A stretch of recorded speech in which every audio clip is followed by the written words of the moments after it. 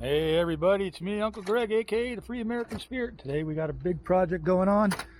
That's right, we got Denver there making some 3 to 4 foot holes. Eric over there is doing all the supervising. Actually, you see that sawzall? One good thing to have is a sawzall, because down there was a big old chunk of root that he had to cut out. So what are we doing, you ask? We're taking 1, 2, 3, 4, 5. Those are 4x4s by 10 foot. They're about 4 feet deep with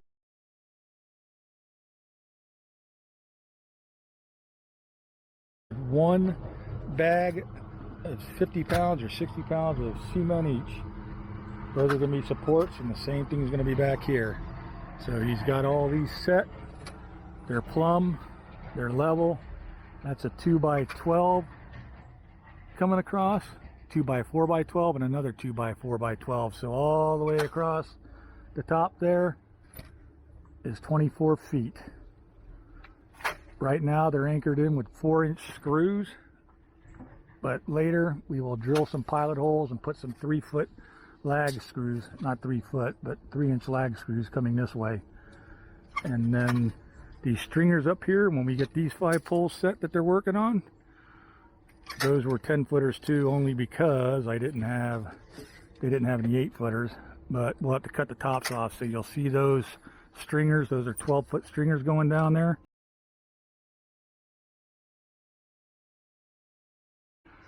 And right now they've got the 2 screws in it, and we will drill a 3/8 hole through that and actually put a bolt and some flanges or some washers through there and really secure those good. But that's set at a 30-degree angle. So there'll be one there, one there, one there, one there, and one there. Actually, that center pole, there'll be 2 coming down. So when I get to that part, we'll take you through it. If I price this out in wood, you're looking at about 450 bucks in wood and all the nails and the stuff like that. Maybe a little bit more because I got to get some lag bolts. If I did it in metal like a lot of people do, it would probably run me around 600 and change. So what am I building, you ask? Stay tuned. Let's see if you can guess in the comments.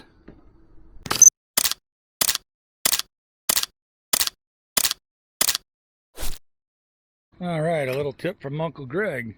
Try to stay away from the pine trees, even though I have a big taproot and they're going down. There's a couple coming out this way. But these young studs, they can get it done.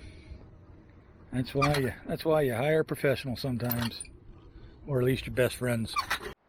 Okay, welcome back everybody. So here's almost the finished product, but it's really not finished. So as you can see, all the 4x4 has been trimmed off, and the vertical slats are all in, and then the horizontal slats. So if you haven't guessed by now, our secret project is a solar panels. So this is the rack for solar panels. These boards right here are 10 foot long, going up and down by 24 feet. So I'll put 6 panels on top and 6 panels going vertically on bottom. So I'll have 2 strings of 6 panels. And then eventually I'll have money for the panels and we'll put those up. But just to give you some tips on this, so these are all 4x4 posts and 2x4. I use the 2.5-inch screws, or 3-inch screws actually, to mount these 2x4s here. Then I use the 4-inch screws to mount these to the 4-inch posts. The 4-inch posts are all dug about 4 feet deep with one bag of 50-pound cement at the bottom and tamped in. So these started off as 10-foot posts, and they got, trimmed off a little bit. And these started off as 8-foot posts, and they got trimmed. So to do this job, you would need 6 of these 4x4s in the back, 6 of these in the front, and then for these vertical risers coming up here, you would need 7, because in the middle here you have to kind of span a 2x4s, and then for the top going horizontally you need 6 12-footers. And because we're in Florida, every one of these vertical risers going up has a hurricane clip on it, which is nice. Plus it's drilled into the 4x4.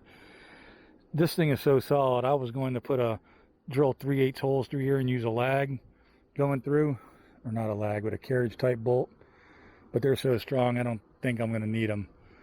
So the 4-inch screws really came through good. So all these screws, I use 2 1-pound boxes of the 4-inch screws. I think there's 43 screws to the box. And then these are 1.5-inch screws for the hurricane clips. And I used a box of those. There's 100 in there. He did make one little mistake, or I should say I did. The dude cut my post in the middle. I don't know if you can see that. And I told him, I said, put all the posts in, then run that top beam. Then put all the posts in, you know.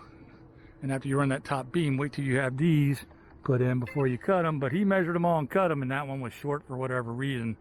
So on the back of that post, not only do I have hurricane clips holding it, you know, like I showed you over there, you see there, but on the back here I've got these hurricane clips.